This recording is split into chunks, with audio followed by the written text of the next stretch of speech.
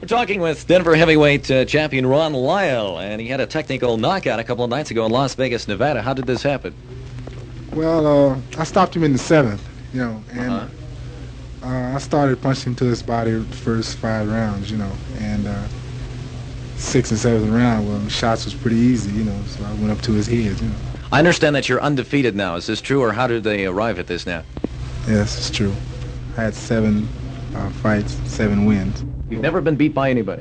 Well, I've been beat as an amateur, I've lost 4 as an amateur. I see. What do you plan to do in the future now that you've come this far?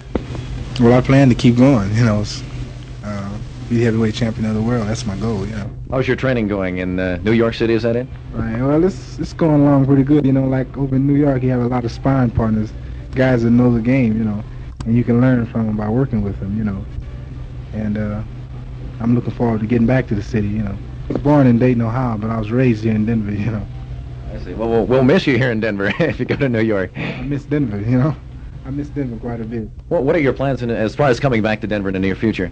Well, I'm supposed to have a fight coming up in early fall, right?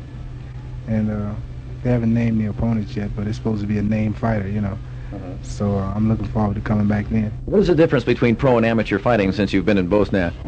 Well, in the pros, they throw more punches. They throw a lot of combinations, Like I'm learning a combination, a 9-set punch combination, And from there you can add to it 16, as many as you can get in there, But the pros throw more punches, and they use more finesse, Like when they do something, it's for a reason, And you got to watch out for a lot of tricks, They're tricking into doing a lot of things. So you have to be cautious. You're a little bit more cautious, than amateur. Like in amateurs, you can make 5 or 6 mistakes and win. But in professionals, you can't. If you make one, it can cost you, That's the difference. It's mainly just practice, right? Right, practice. It's something like learning a sort of a simple dance and then adding on more steps as you go along. That's what it's like. That's what it's like. The longer you do it, the more you learn, Do you know how many punches or forms of fighting that you know? Well, as you know, the people that see me fight before, I was more like a puncher, you know what I mean? I just go right out and, right hand, left hook, and the fight was over, But right now, I'm boxing more, I'm learning to box more, and I'm learning to read defense, and I'm learning to pick his offense up quicker, So I'm learning all phases. How long would you predict it would take before you become the world's champion? Well, like that's something that you can't predict, because after I get to be #1 contender of the world, then I have to wait around a while for a shot at the title, So just wait and see, play it by ear. Just as soon as possible. Okay. How big are you in actual size? You look pretty big from here, but for the sake of our listeners anyway.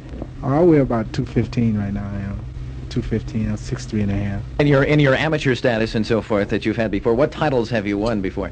Well, I won the Colorado Golden Gloves, and then I went to the Mountain Regionals in Utah. I won the Mountain Regionals, and from there I went to Las Vegas. I got all the way to the finals, semifinals, and Billy Boy Thomas beat me in the semifinals.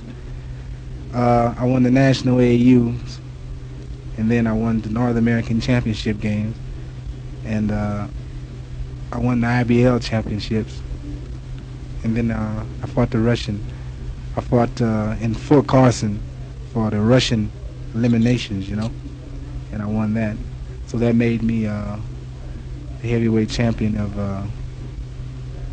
the amateurs, heavyweight champions. What advice would you give to a young fighter that wants to get started and do something big?